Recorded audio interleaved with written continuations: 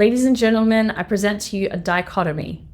Retail media ad spend is expected to double by 2027. We've all seen those huge charts showing how retail media is taking over the world. But recent projections from the IAB are saying that retail media growth is going to slow down in 2025. So I want to talk about this parallel path with retail media and the growth and the deceleration of the growth, because a lot of people listening to this podcast are going to be in positions where they are educating internally within their organization around retail media and how it's important to be investing. And I want you to be able to address this slowdown narrative if it starts to bubble up within your organization. What are the theories around this slowdown? What does it mean for advertisers? And a little bit of a cautionary tale for retailers as well. So let's get into it. Good morning and welcome to the Retail Media Breakfast Club. I'm your host, Kiri, and every weekday at 6 a.m. Eastern, I bring you candid and real discussions in the world of retail media and marketplaces in just 10 minutes. So bring your own cup of coffee and we'll get smarter about retail media together. So just starting with the stats here. So these figures come from the IAB's 2025 Outlook report, which came out on January 17. And the key data point here is from their polls of brands and agencies. And the poll showed that retail media spending growth will decelerate from 25.1% in 2024 down to 15.6% in 2025.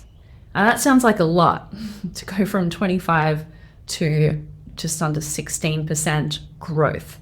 But just keep in mind that two things can be true. We can still see retail media as a percentage of all ad spend double, and we can still see the growth rate decelerate a little bit from prior years. So we want to keep in mind that the digital ad market is projected to grow overall by 7.3%. And once again, that retail media percentage growth is at 15.6%. So just over double what we're expecting to see in the broader digital ad market. So let's talk now about what are the factors that could be driving this deceleration in 2025. And we're going to see it coming from three different factors. One is a post-pandemic normalization. Number two is increasing ecosystem complexity. And finally, mounting resistance from brands over measurement standards and costs. So first, let's dig into this post-pandemic reality check. So a lot of the rapid increase in retail media ad spend that we saw was, of course, due to pandemic-driven surge in e-commerce. We had this huge tailwind, and we're seeing e-commerce growth stabilize to more normal levels. So still growing, but just not at the same rate that we saw during the pandemic. So a lot of the funding for retail media during the pandemic and immediately after came from traditional sources of budget that weren't being spent during the pandemic. So shopper marketing, trade marketing, that budget got redirected, and now it's going back to where it came from. So going back to the physical store is going to take that budget back to trade and shopper marketing budgets. So the second big trend here is around the ecosystem fragmentation that has created some friction for advertisers. So dozens of retail media networks are launching every year. I've lost count. I think that there are over 200 retail media networks now, depending on how you categorize retail media. But the truth is, brands are concentrating their spending with just a handful of major players. Some research from Stratably found that the average brand, and these are typically enterprise brands or larger brands with big budgets, not just small brands. So this research from Stratably found that the average brand activates on only 5 to 6 networks. 5 to 6 out of 200, right? So that's typically including Amazon and Walmart, and a couple of category specific leaders. So if you're a beauty brand, it might include Sephora and Ulta, and then there is pretty rapid drop off after that in terms of the number of retail media networks brands are investing in. So we have this very fragmented ecosystem right now. And this fragmented ecosystem has led to a lack of standardization across different networks. Each platform operates with different measurement approaches, different buying mechanisms, and performance metrics. And brands don't like that. It increases operational costs for brands to be manually measuring from platform to platform, makes it harder to compare performance across channels.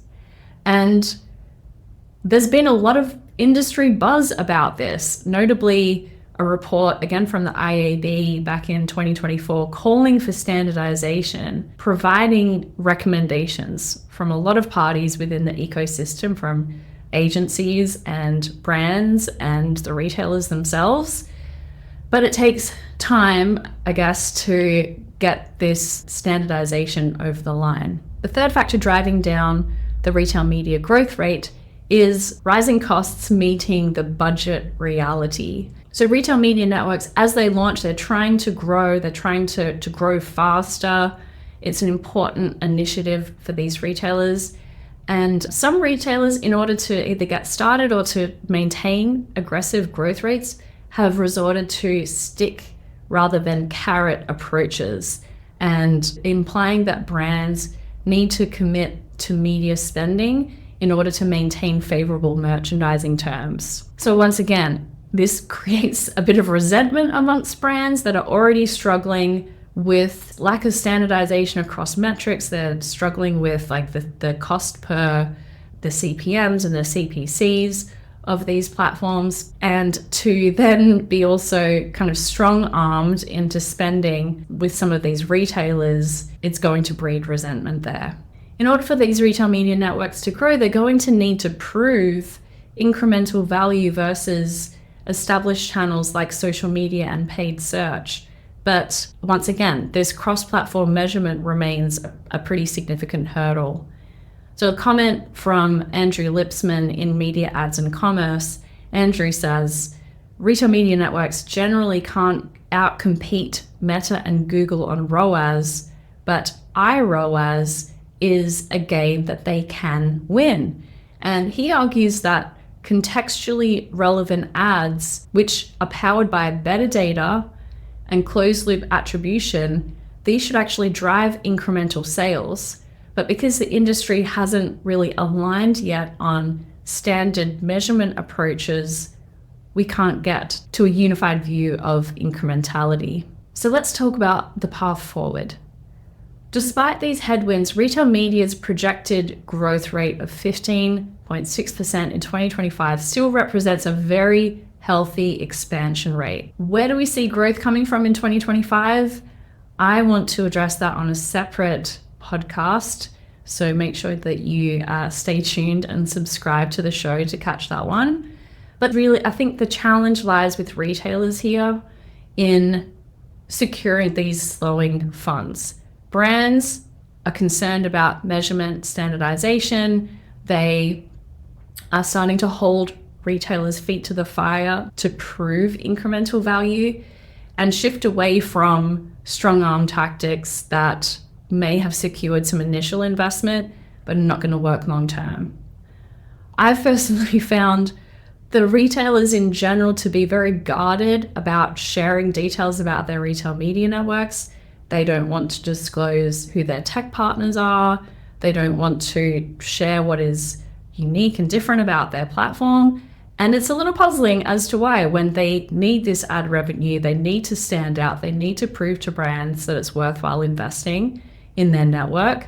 So I'd like to see a little bit more openness from the retailers, and I think that that would help a lot in securing more brand budget, actually helping retail media to grow. I think the retailers that adapt to these higher expectations are going to be much better positioned to capture their share of brand budgets in an increasingly competitive landscape. Well, that is it for today. I hope you enjoyed this episode of the Retail Media Breakfast Club. We meet here every day at 6 a.m. Eastern. So be sure to subscribe and get your daily dose of insights, trends, and hot takes in the world of retail media and marketplaces.